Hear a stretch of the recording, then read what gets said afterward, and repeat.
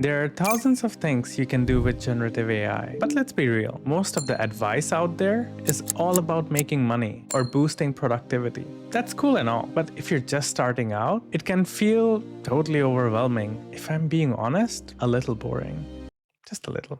Remember the early 2000s? PCs were very new in offices for a decade, but it was only when you could get one to your home with Windows 98. Now you could interact easily with everything in the computer, and people started using it for entertainment, for personal use, and that's when the explosion of computers at home began. And everybody now has a computing device, even if it's your phone, that's usually stronger. All phones today are mostly more powerful than computers we had back in the day. As for me, I remember being, as a 7-year-old, having this new computer, this new tool at home, and I didn't need a game. I remember spending half a day creating a PowerPoint presentation where I had a lot of slides with an image of an aeroplane, which I had colored, and then it was moving across the screen with some transitions, some sound, and that was fun. Maybe it was not something everybody did, but for me, that was enough. Because again, it was a new, fascinating tool that I had access to. That is what I believe is missing, this vibe of awesomeness with generative AI. It was there for a bit, but it all got muffled by all this extra slop that we have been fed. That is what I'm trying to do with this video. I want to take the time to introduce you to some 10 awesome prompts that you can try on, I think, most of the free generative AI tools out there. Please, if you haven't tried these before, try these 10 prompts just to see how great this tool is and get a feel for how much we can achieve if we start integrating some of these into our lives, or just have some fun with it. Hello, my name is Ronnie, and welcome to Predictably Clueless. All right, so let's start with my favorite one, the AI storyteller. This is probably one of the first very impactful prompts that I came across, and it just blew my mind that I could give this tool, this chatbot, a few sentences or just a description of a story or some topic that I had in mind, and it would generate a full, consistent story out of it. And really, I think everybody who is interested in this tool and generative AI has to give it a go. An example could be write a story about an elephant who always believed he was the biggest and praised by all the animals in the jungle, that he's the biggest, the mightiest. And one day he goes to a seashore or encounters a blue whale, something. I don't think I've ever heard of an elephant meeting a blue whale, but interaction seems nice. Ask AI to write a story in simple sentences, maybe 500 words, and let's see what it does with it. So please do give it a go. Or again, you can create any concept by yourself. Just make sure you remember the structure that we discussed a few videos ago that you should follow so that you get a good output out of this generative AI. Next one we'll look into is an AI-based travel itinerary.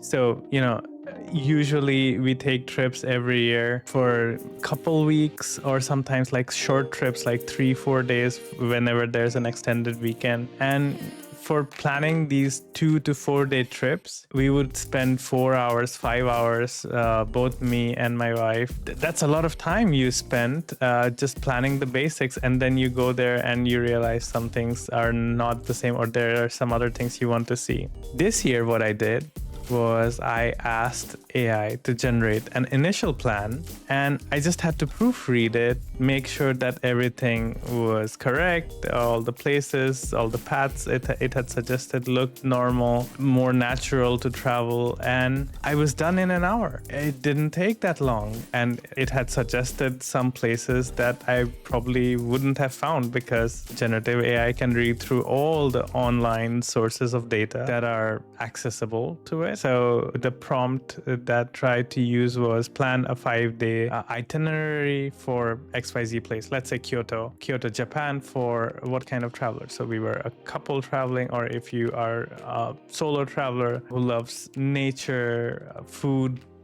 maybe museums. So check out all the information about Kyoto online, about places that are nice, include any transportation details, any offbeat places that people recommend. And again, it can go and find you those places. All right, so it's not just asking for a prompt. You can then follow up. Now that I had time, I can look into some more finer details. For example, if again we are planning a trip to Kyoto, Japan, there are a lot of temples that you might visit when you're there. So you can ask AI to suggest etiquettes you should follow while you're at the temples or other traditional places. Also, you can ask it to advise on safety-related things that we should be considering. Again, if you're planning a trek, maybe there are different things you will need for that trek, for that nature trip. So again, when you're writing your follow-up, you can ask, make sure that these suggestions are tailored for Kyoto. Another follow-up, you can ask, suggest a checklist of all the things I should take for my travel from Toronto. It's not like it's going to know all the things you need, but you'll have a starting checklist of the basics, and then you can add more stuff to it. Remember, as per my last video, do not share personal information with AI that'll make it identify you, because the information is being stored. I do not trust most of these companies to not use the data they are harvesting from us using generative AI. Also use generative AI for creating a quiz for a quiz night, or if you like role-playing games, so if you're playing Dungeons and Dragons, you can create a scenario with the help of AI. Again, you should always read through it, tweak it to make sure it sounds normal, but the ideas, they're definitely there. You spend less time thinking up good ideas if you have all the suggestions from a generative AI. You can ask it to give you a theme for the night, and then you can fine tune it as you want. Another example to use here would be write a 10 multi-choice quiz question for a party which has a theme of mythical creatures with real jobs, something. And each question should present a fun scenario. 1 will be correct, 3 will be absurd, just something that creates a funny situation when people are looking at the questions. Point 4, AI as a learning partner.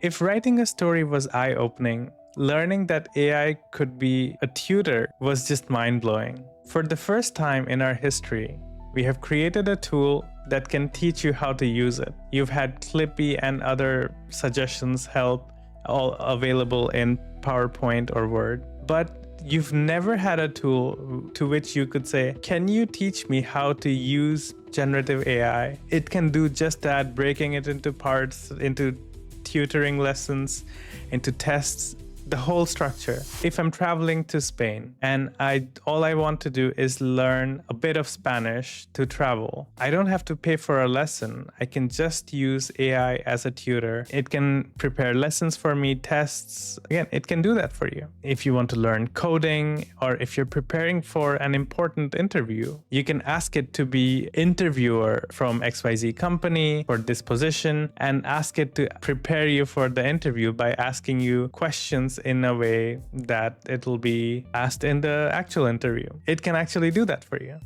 It's really awesome how much you can get out of generative AI. So from this perspective, what I would like you to try is use this prompt. Imagine you are a Spanish teacher. Help me learn Spanish for travel. Start with basic phrases that I'll need in restaurants, in tourist places, museums, and quiz me after every 5 phrases. Sounds reasonable. And again, it can do that for you. That's awesome. Or you can ask it to teach me how to write better prompts. You don't need Ronnie to make videos about it. You just go ask the tool. You write some prompt, it'll rate you, it'll give you suggestions how to make it better. Then you go next time, you follow those, and then you ask. And if you miss something, it's going to correct it and tell you, okay, here's how you can more effectively ask this problem that you had. But remember, with everything that I say here, it does not replace a real human expert teaching you these things. What AI does do is make accessibility to these lessons universal. So the first phase of computer revolution, information revolution, was just having it available on internet, anywhere, everywhere, to everyone. But now a lot of the basic human features or usage that was like, if you wanted to start learning something from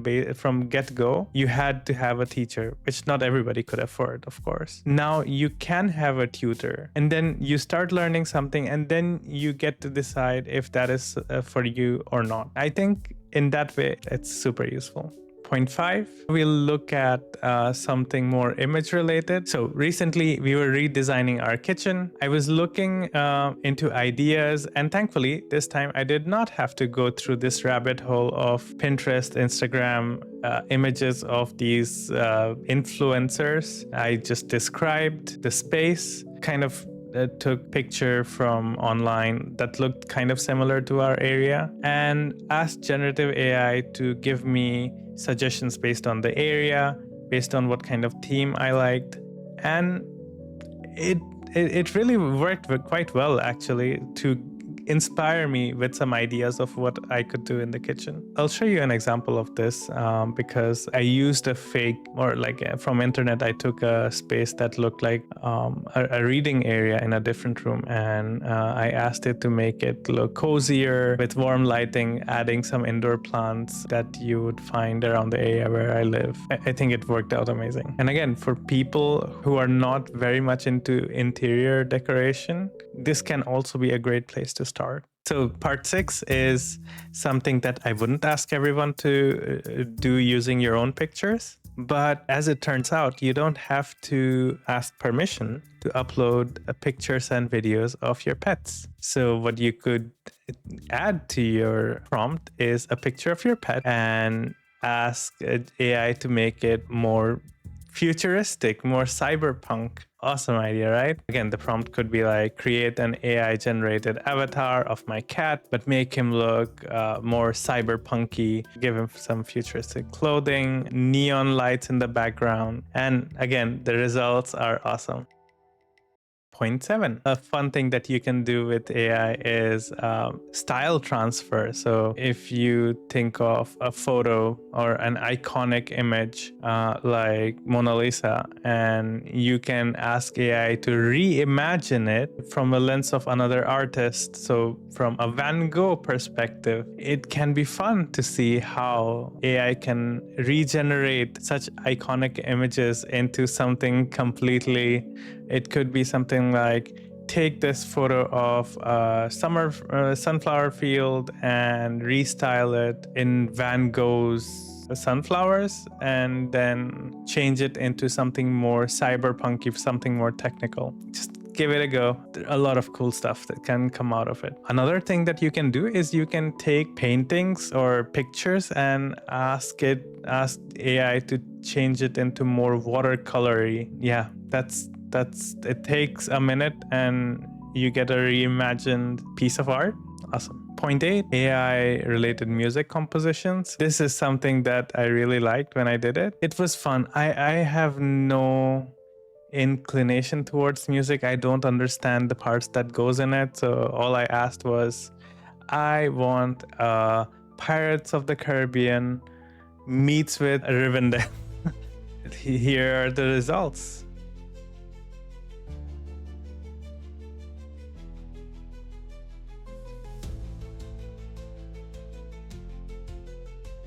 Point 9, AI generated short video. So of course we tried to generate a few audio files, and of course a natural continuation of that is you can also generate some videos, at least some short clips using AI. The longer it gets, the more weird it seems. You know, you could either generate some filter, or what you could do is you can upload a picture of your pet again, One is sleeping here, the other one is sitting right here. We don't need their permission. So what I could do is ask AI to create a short animation video about a house cat who spots a bird outside and doesn't believe that is real food, even though its hunting instincts are saying it should go catch it.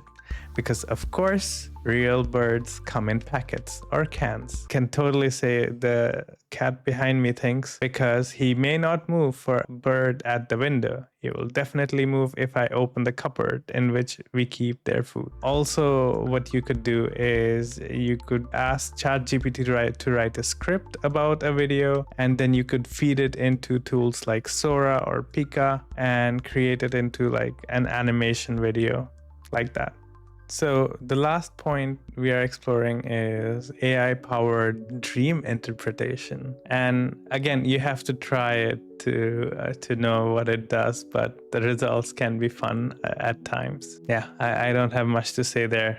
It's just one of those. But as a bonus, there is one more thing that we can do, and this would be summarizing. So if you imagine you're part of a group chat with a lot of spam happening, if you come back home in the evening and you have 500 messages in such a group spam, I don't know who has it. I do, because I play a game where friends or like people I know that are spamming, talking all day.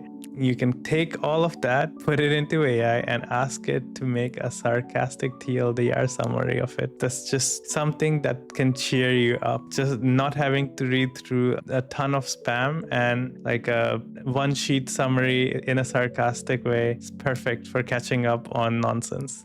So there you have it. 10 ways to use AI. Nothing to do with making spreadsheets or writing emails or preparing for, I don't know, some project. Let me know if you have some fun ones that you have used, prompts that made you go, ooh, I didn't realize it could do this and do it so well. Please leave those down in the comments below. Don't forget to like or subscribe, or more importantly, share this video with someone who might find it useful, someone who hasn't picked up AI yet. They're just starting, or people who haven't realized how great of a tool this is. Thank you so much for joining us today. See you next time.